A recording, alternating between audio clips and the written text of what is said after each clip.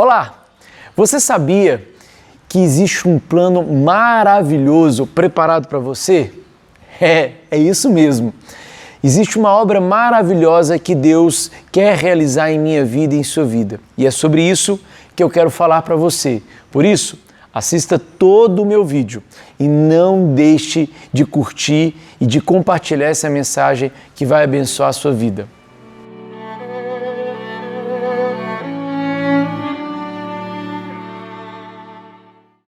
Em 1 Coríntios capítulo 2, do verso 6 até o verso 14, diz mais ou menos assim, porque eu não vou ler todo o texto, é claro. Entretanto, falamos de sabedoria entre os que não têm maturidade, mas não da sabedoria desta era, ou dos poderosos desta era, que estão reduzidos a nada. Ao contrário, falamos da sabedoria de Deus no mistério que estava oculto, o qual Deus pré-ordenou antes do princípio da era para a nossa glória. Nenhum dos poderosos desta era o entendeu, pois se tivesse entendido, não teria crucificado o Senhor da glória. Todavia, como está escrito, olho nenhum viu, ouvido nenhum ouviu, mente nenhuma imaginou o que Deus preparou para aqueles que o amam. Mas Deus o revelou a nós por meio do seu Espírito. Corinto era uma cidade portuária de grande relevância comercial. Foi residência do apóstolo Paulo por 18 meses, quando Paulo fundou essa comunidade, a igreja de Corinto.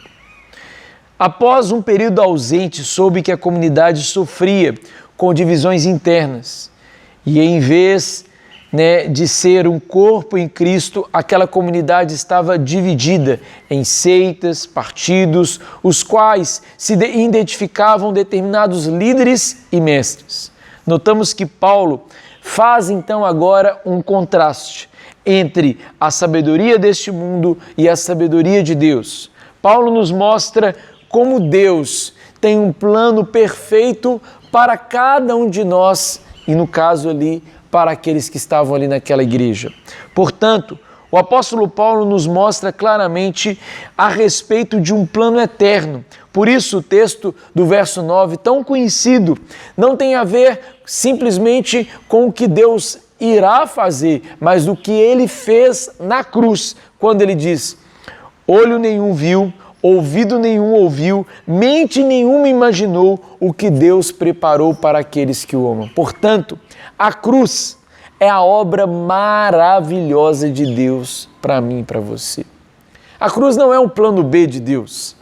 A cruz é o plano eterno de Deus para me alcançar e te alcançar. Uau, que plano esse! Um plano que foi projetado por Deus há tempos, desde a eternidade, Deus já tinha esse plano para mim e para você. Portanto, a primeira coisa que a gente pode destacar desse texto é que o Evangelho é parte do plano de Deus, o plano eterno de Deus para mim e para você. Aqui ele fala que o Evangelho é a sabedoria de Deus, expressa em Jesus Cristo crucificado. Quando Cristo morreu na cruz, Cristo não morreu com um descuido de Deus. Ele não morreu na cruz simplesmente porque aqueles homens o levaram até a cruz, Não morreu por causa dos judeus, não morreu simplesmente por causa dos romanos. Ele morreu porque Deus tinha um plano eterno para mim e para você, para que nós pudéssemos sermos salvos. Toda a humanidade estava destinada a morte eterna. Diante do pecado que entrou, toda a humanidade caiu junto com Adão e Eva. Nós estávamos desgarrados de Deus e Deus enviou o seu Filho para morrer na cruz em nosso lugar, para que eu e você pudéssemos ser novamente reconciliados com Ele. Em Cristo, nós vemos o plano eterno de Deus se cumprindo em nossa vida. Isso tem tudo a ver com a gente. Paulo estava mostrando aqui aos irmãos de Corinto que eles não foram salvos por acaso ou não foram alcançados sem querer ou porque eles eram merecedores de alguma coisa. Na verdade, eles foram alcançados porque Deus tinha um plano eterno e que se cumpriria através da vida de cada um ali em Cristo Jesus. O plano eterno de Deus nos mostra o amor maravilhoso de Deus na cruz do Calvário. Deus te ama, Deus me ama. Ele nos escolheu não pelos nossos méritos, não pelo aquilo que nós julgamos de bom em nós, não porque eu faço isso ou aquilo, mas porque Ele me ama. E Paulo nos mostra exatamente isso, que olho nenhum viu, nem ouvido ouviu, nem jamais penetrou em coração humano o que Deus tem preparado para aqueles que o amam. Isso nos mostra claramente esse amor imensurável de Deus. Quando a gente olha a natureza, nós podemos perceber ela revelando o amor de Deus. Quando nós olhamos, você que tem filho, com filhos, você vê claramente a graça de Deus através dos nossos filhos, da nossa família. Quando nós olhamos para o fato de nós estarmos vivos, de pé, nós vemos o amor maravilhoso de Deus, mas nada se compara ao que Ele fez, enviando o Seu Filho e morrendo na cruz por nós e por nossos pecados. O amor de Deus é muito grande, gente.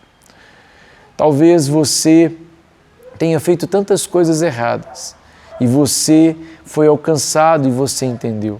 Mas talvez você não tenha feito tantas coisas erradas assim aos olhos do homem, mas também você é alvo do amor de Deus. Porque nós fomos salvos pelo tanto de pecado que nós cometemos, fomos salvos pelo amor que Ele tem por nós, porque todos nós andávamos desgarrados de Deus.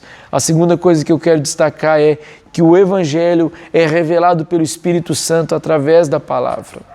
Paulo está aqui mais uma vez reafirmando o que ele fala em toda a carta de 1 Coríntios. Ele reconhece que é pela ação do Espírito Santo que cada um ali consegue entender e vivenciar a maravilhosa experiência de conhecer a Deus. O Espírito Santo, como ele mesmo diz, sonda todas as coisas e até mesmo as coisas mais profundas de Deus. Paulo reconhece que não existe outra forma a não ser pelo Espírito Santo que procede de Deus, que nos faz entender todas as coisas.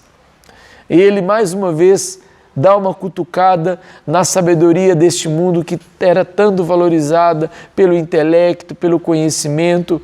Não é que ele não gostava, mas ele entendia que não era a partir disso que nós éramos salvos, não é pela gnose, pelo conhecimento, mas pela fé em Cristo. E agora, mais uma vez ele reafirma algo que todos nós precisamos sempre nos lembrar. É pelo Espírito Santo que somos convencidos, é pelo Espírito Santo que somos transformados, é pelo Espírito Santo que somos cheios dele, é pelo Espírito Santo que a nossa família é transformada, é pelo Espírito Santo que somos convencidos do nosso erro, é pelo Espírito Santo que ele trabalha em nosso coração e nos faz mudar, é pelo Espírito Santo que ele age na igreja, é pela ação de Deus que tudo acontece. Pastor, então se é pela ação de Deus, o que eu tenho que fazer? Orar. Orar e pedir a Deus que faça a sua obra em você, na sua vida, na sua casa, nos lugares onde você está. Porque se é parte desse plano maravilhoso de Deus para você, para mim, é algo que Deus quer fazer por amor a nós. Ele quer trabalhar conosco, Ele quer nos moldar, Ele quer nos fazer cada vez mais parecidos com Ele, porque é plano maravilhoso dEle cumprir isso em minha vida e em sua vida. Você que está ouvindo essa mensagem, tenha em mente um tema. Deus tem um plano maravilhoso para a sua vida. Isso é verdade. Não se esqueça disso nem hoje, nem amanhã. Por mais que você queira andar e seguir caminhos tão tortuosos, ou talvez tome decisões que não sejam decisões corretas, não se esqueça jamais que existe um plano, e um plano maravilhoso preparado para você, que foi feito por Deus.